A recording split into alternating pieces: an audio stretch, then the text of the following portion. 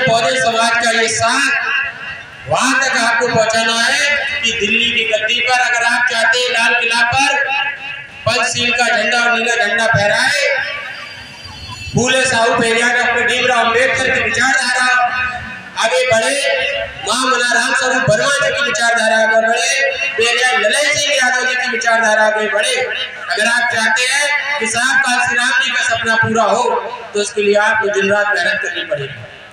मैं सभी Azad Samaj party Bhim army के तथा अन्य पार्टियों के जो लोग साथी हमारे साथ इस आंदोलन में आए उनका मैं दिल की गहराइयों से स्वागत और अभिनंदन करता हूं और उम्मीद करता हूं कि जो लोग आज 10-20 में आए हैं आने वाली मीटिंगों में सैकड़ों हजारों में आएंगे। हमारा बुद्ध के चरणों में नमन करते हुए पूरे देश के बहुजन समाज को अपने शब्दों के माध्यम से जगाने वाले संत सतगुरु कबीर साहब एवं संत सतगुरु रविदास साहब के चरणों में नमन करते हुए देश को शिक्षा एवं सामाजिक क्रांति के महान अग्रदूत महात्मा फूले के चरणों में नमन करते हुए और करोड़ों लोगों की आस्था जिन पे विश्वास है, जिन लोगों ने लाखों ही नहीं करोड़ लोगों के जीवन को बदला, जिनका नाम पूरे दुनिया में बाबा साहब doctor Bhimrao Ambedkar symbol of knowledge के नाम से जाना जाता है। मैं इसलिए किसी भी समाज के व्यक्ति की धार्मिक आस्था का अपमान नहीं करता, लेकिन ये भी कहता हूँ कि इस देश में धर्म से ऊपर भी एक चीज है, वो है देश का संविधान। ये संविधान से ऊपर कोई चीज है इस देश के अंदर?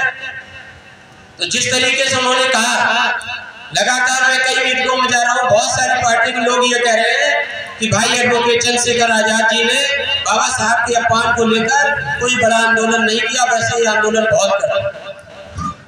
मैं उन सभी लोगों को इस मंच के माध्यम से लगातार मैं कह रहा हूँ, आज फिर मैं कह रहा हूँ कि जिन लोगों ने पहले दिन ये आवाज उठाई थी आंदोलन के लिए बोला, वो लोग अपने गिरेबान को झांक के देखें कि जिन लोगों ने बाबा साहब की बात की तो बाबा साहब का अपमान करने वाले लोग भी वही हैं।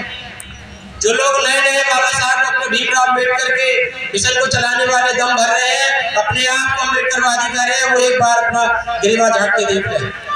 वही बाबा साहब के नाम के जिलों को बदलने वाले वही लोग हैं। 4 जून से पहले बाबा साहब की बड़ी बड़ी तस्वीरों को लेके घूम रहे थे पूरे चुनावी क्षेत्रों में, और 4 जून के बाद कितने ऐसे लोग हैं जो ये कह दें कि उनके नेता बाबा साहब की तस्वीर को लेके उस दिन भी पहुंच गए हो 4 जून की शपथ के बाद? बताओ आप।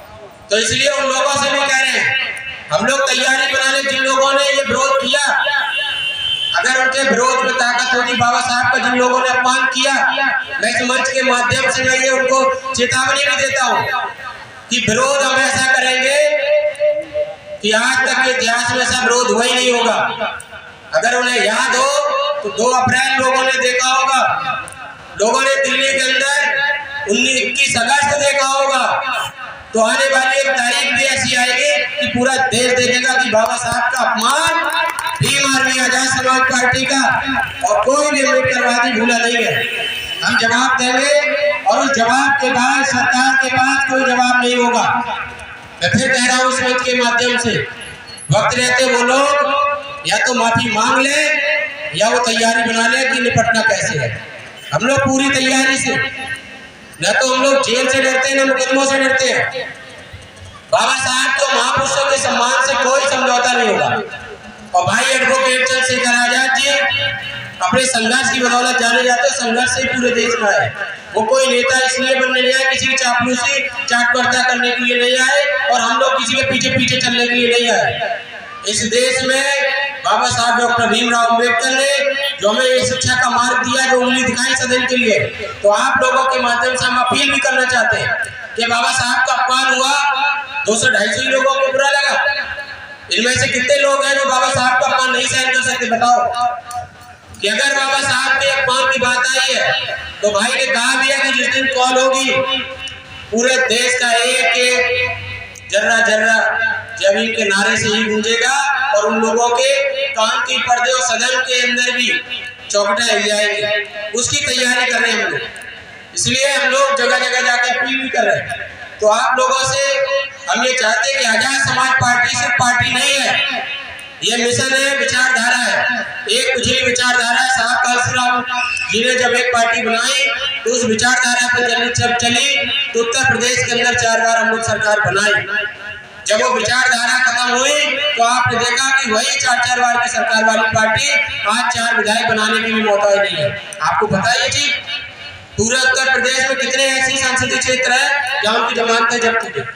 इसके लिए हम लोग जिम्मेदार है। जब हम लड़े ही नहीं तो हम लोग जिम्मेदार कैसे? तो जो जिम्मेदारी है उनकी नकारापन, जिम्मेदार है उनके समाज के प्रति जो उनकी भावना थी वो बदल गई। जिम्मेदारी थी महापुरुषों के मिशन मूवमेंट को चलाने की, ईमानदारी से उनके अंदर ईमानदारी की कमी आई। तो समाज सब कुछ देखता है, समाज समझदार है। समाज ने उनको गद्दी में बैठाया था और समाज ने गद्दी से उतार दिया।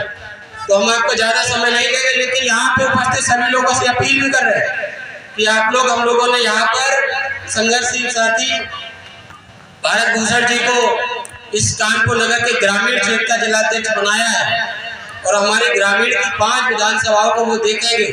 तो आप लोगों से मेरा ये निवेदन भी है कि हमारे जो जिलाध्यक्ष भारत भूषण फौजी जी, उनका आप लोग सहयोग करें और एक गांव के अंदर बहुजन समाज के एक घर से भाई एडवोकेट चंद्रशेखर आजाद जी के संघर्ष से निकलते हुए आप लोग इस मिशन मूवमेंट को बढ़ाएंगे। तो यहाँ पे जो इतनी सर्दी में आप लोग इकट्ठा हुए, इसी तरीके से हर गांव के अंदर 100-100, 200-200 लोग इकट्ठा होकर, क्योंकि जब हम लोग वोट डालने के लिए जाते हैं तो हमें वोट डालने के लिए कोई पैसा नहीं देना पड़ता। और इस देश के अंदर 85% आबादी जब हमारी है तो जिनके पास वोट हमारा है, तो साहब ने नारा दिया था कि वोट हमारा राज तुम्हारा नहीं चलेगा। जिस देश में कहा कि जिसकी जितनी संख्या भारी उसकी इतनी हिस्सेदारी, आपको देखना पड़ेगा जो सरकार चल रही है, क्या इस जिले के अंदर अधिकारियों में ये चीज चल रही है? साहब ने कहा था कि आरक्षण से लेंगे एसपीडीएम और वोट से लेंगे सीएम पीएम। तो आपको ये एक बार देखना पड़ेगा कि सीएम पीएम आपके हैं, क्या आपके अधिकारी है? जब आपके अधिकारी नहीं है, आपके नेता नहीं है, तो आपकी जनजाति रोकेगा कौन? और जो लोग जनजाति रोक रहे हैं, क्या आप लोग उनका समर्थन कर रहे हैं? क्या जब लोग आपके दरवाजे पे आते हैं, आपके घरों में आते हैं, आपके गांव में आते हैं, तो क्या आप लोग उनके साथ चल के 10 कदम उनका साथ दे रहे हैं? ये भी आपको देखना पड़ेगा। आपके भाग्य का फैसला कोई दूसरा नहीं करेगा। तो मैं ये चाहता हूँ कि आज की वर्तमान की परिस्थिति को देखते हुए मैं चंद लाइनें बोलूंगा कि अब रियासत से तय नहीं होंगे, सियासत के फैसले ये उड़ान तय करेंगे कि आसमान किसका है। ये आप लोगों का आजाद समाज पार्टी भीम आर्मी के कार्यकर्ता का संघर्ष और हमारे बहुजन समाज का ये साथ वहां तक आपको पहुंचाना है कि दिल्ली की गद्दी पर अगर आप चाहते हैं लाल किला पर पंचशील का झंडा और नीला झंडा फहराए, फूले साहू पेरियार डॉक्टर भीमराव अम्बेडकर की विचारधारा आगे बढ़े, मां मनाराम स्वरूप वर्मा जी की विचारधारा आगे बढ़े, पेरियार ललन सिंह यादव जी की विचारधारा आगे बढ़े। अगर आप चाहते हैं कि साहब काशी राम जी का सपना पूरा हो, तो इसके लिए आपको दिन रात मेहनत करनी पड़ेगी। मैं सभी आजाद समाज पार्टी भीम आर्मी के तथा अन्य पार्टियों के जो लोग साथी हमारे साथ इस आंदोलन में आए, उनका मैं दिल की गहराइयों से स्वागत और अभिनंदन करता हूं और उम्मीद करता हूं कि जो लोग आज 10-20 में आए हैं, आने वाली मीटिंगों में सैकड़ों हजारों में आएंगे। इसी उम्मीद के साथ जो आगे हमारे इस कार्यक्रम के मुख्य अतिथि हैं, जो आजाद समाज पार्टी के माननीय राष्ट्रीय अध्यक्ष और माननीय प्रदेश अध्यक्ष जी के द्वारा जो निर्देश प्राप्त हुए उनको देंगे, तो उन्हीं सभी निर्देशों को हम लोग पालन करते हुए पूरे घाटमपुरी, कानपुर नगर और कानपुर ग्रामीण की 10 विधानसभाओं में आने वाले जो ग्राम पंचायत के चुनाव है, क्योंकि इस प्रदेश का भी सेमीफाइनल कहेंगे, क्योंकि चुनाव बैलेट से होगा, लेकिन हम लोग 27 की कैसी तैयारियां कर रहे हैं उसका भी एक हम लोगों को उदाहरण मिल जाएगा। हमारे समाज के सबसे ज्यादा जो लोग हैं वो ग्रामीण अंचलों में रहते हैं, गांव की परिवेश में रहते हैं। तो सबसे ज्यादा जो हमारा बहुजन समाज है वो गांव में है। तो गांव के अंदर हमारा संगठन भी ज्यादा मजबूत है। उस संगठन को जितना ज्यादा जल्दी से जल्दी हम लोग कवर करते मजबूत करेंगे, तो आगामी वो भी तैयारी करेंगे, तो हम लोग समय समय पे बहुत जल्दी आपके बीच आएंगे। तो इन्हीं सभी चीजों के साथ आप लोग इतनी सर्दी में बैठे हैं, उसका भी आभार प्रकट करते हुए मैं अपनी बात को यही समाप्त करूंगा। इन्हीं सभी चीजों के साथ इस मीटिंग के आयोजक का मैं भी दिल से आभार प्रकट करता हूँ, और जो भी हमारे साथी नए आए हुए हैं उनका भी, दूसरी पार्टियों उनका भी अभिनंदन करता हूँ। ये सभी चीज़ों के साथ मैं अपनी बात को यही समाप्त करता हूँ।